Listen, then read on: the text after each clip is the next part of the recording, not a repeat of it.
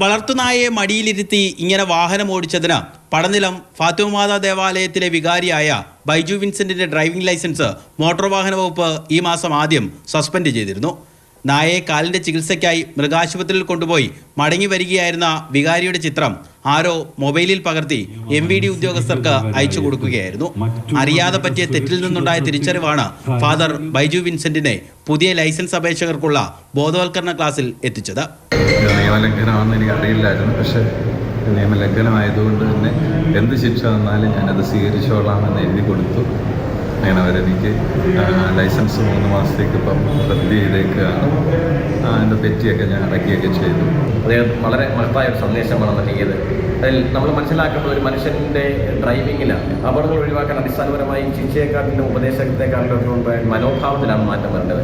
അതുകൊണ്ട് തന്നെ അങ്ങനെ ആ ഒരു മനോഭാവത്തിൻ്റെ ഒരു മാറ്റത്തെക്കുറിച്ചാണ് അദ്ദേഹം ഇവിടെ വന്ന ഈ യുവത്വത്തോട് സംസാരിച്ചിരിക്കുന്നത്. കായംകുളം പുനലൂർ റോഡിൽ കാറിൽ അഭ്യാസ പ്രകടനം നടത്തിയതിന് ശിക്ഷിക്കപ്പെട്ടവരും കഴിഞ്ഞ ദിവസം മോട്ടോർ വാഹന വകുപ്പിന്റെ മാവേലിക്കര ഓഫീസിൽ ബോധവൽക്കരണ ക്ലാസ് എടുത്തിരുന്നു. മാതൃഭൂമി ന്യൂസ്, ആലപ്പുഴ. രഘുനാഥ് നാരായണനൊപ്പം ചേരുന്നു. Good morning Raghunath. രഘുനാഥ്, ഈ വളർത്തുമൃഗങ്ങളെ മടിയിലിരുത്തി യാത്ര ചെയ്യുന്ന പലപ്പോഴും കാണാറുണ്ട്. പക്ഷെ വാഹനം ഓടിക്കുമ്പോൾ മടിയിലിരുത്തുക, അത് ചിലർ കുഞ്ഞുങ്ങളെ ഇരുത്താറുണ്ട്.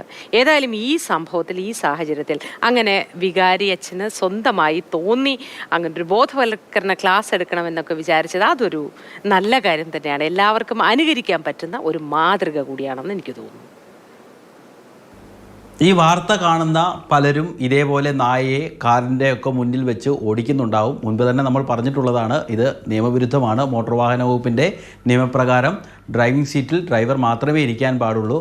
കുട്ടിയാണേലും വളർത്തുനായയാണെങ്കിലും അതെല്ലാം നിയമവിരുദ്ധമാണ്. അങ്ങനെ അബദ്ധം പറ്റിയ ആളാണ് നമ്മുടെ പള്ളി വികാരിയായ ബൈജു വിൻസെൻറ്റും.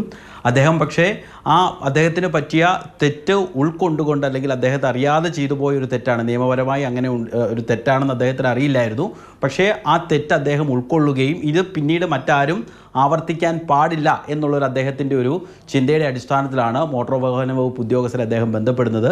എനിക്ക് പറ്റിയ അബദ്ധം മറ്റാർക്കും പറ്റാതിരിക്കാൻ വേണ്ടി, ആളുകളോടൊക്കെ ഇത് പറയാൻ വേണ്ടി ഞാൻ തയ്യാറാണെന്ന് അദ്ദേഹം സ്വയം മുന്നോട്ട് വരികയും അതിൻ്റെ അടിസ്ഥാനത്തിലാണ് കഴിഞ്ഞ ദിവസം മാവേലിക്കര RTO ഓഫീസിൽ നടന്ന ബോധവൽക്കരണ ക്ലാസ്, അതായത് നമ്മൾ ലൈസൻസ് പുതുതായിട്ട് എടുക്കുന്ന ആളുകൾക്ക് ട്രാഫിക് ബോധവൽക്കരണ ക്ലാസ് എടുക്കും, അതെടുക്കാൻ വേണ്ടി ഫാദർ എത്തിയത്. ഇത് തുടർച്ചയായി 2ാം തവണയാണ് ഇത്തരത്തിൽ ആലപ്പുഴ അല്ലെങ്കിൽ മാവേലിക്കര RTO ഓഫീസിൽ ഇത്തരത്തിലുള്ള ക്ലാസ് നടക്കുന്നത്. മുൻപ് നമ്മൾ തന്നെ വാർത്ത കൊടുത്തതാണ്, യുവാക്കളുടെ വാഹനത്തിലുള്ള അഭ്യാസം, അതായത് ഒരു വിവാഹം കഴിഞ്ഞ് മടങ്ങുകയായിരുന്ന സംഘം വാഹനത്തിന് പുറത്തേക്കൊക്കെ തലയിട്ടുകൊണ്ട് യാത്ര ചെയ്യുന്നത് മാതൃഭൂമി ന്യൂസ് പുറത്തുവിടുകയും അതിനകത്ത് നടപടിയൊക്കെ ഉണ്ടാകുകയും ചെയ്തു. ആ കുട്ടികളുടെ ലൈസൻസ് റദ്ദാക്കി അവർക്ക് മെഡിക്കൽ കോളേജിൽ ഉൾപ്പെടെ ആതുര സേവനം ചെയ്യാൻ വേണ്ടിയൊക്കെ ഉള്ളൊരു ഉത്തരവ് നൽകിയത്. ഇതിനുശേഷം അവരും ഈ മാസം ആദ്യം അവിടെ മാവേലിക്കര അവിടെ RTO ഓഫീസിലെത്തുകയും അവർ ബോധവൽക്കരണ ക്ലാസ് നടത്തുകയും ചെയ്തു. ഇതൊക്കെ ആളുകൾക്ക് നൽകുന്നൊരു മെസ്സേജ് വളരെ വലുതാണ്. ഇത്തരത്തിൽ തെറ്റുപറ്റിയാൽ ശിക്ഷിക്കപ്പെടും എന്ന് മാത്രമല്ല, തെറ്റുപറ്റിയാൽ ശിക്ഷിക്കപ്പെടുമെന്ന് മാത്രമല്ല, ഇത് ചെയ്യാൻ പാടില്ല, എന്തുകൊണ്ട്,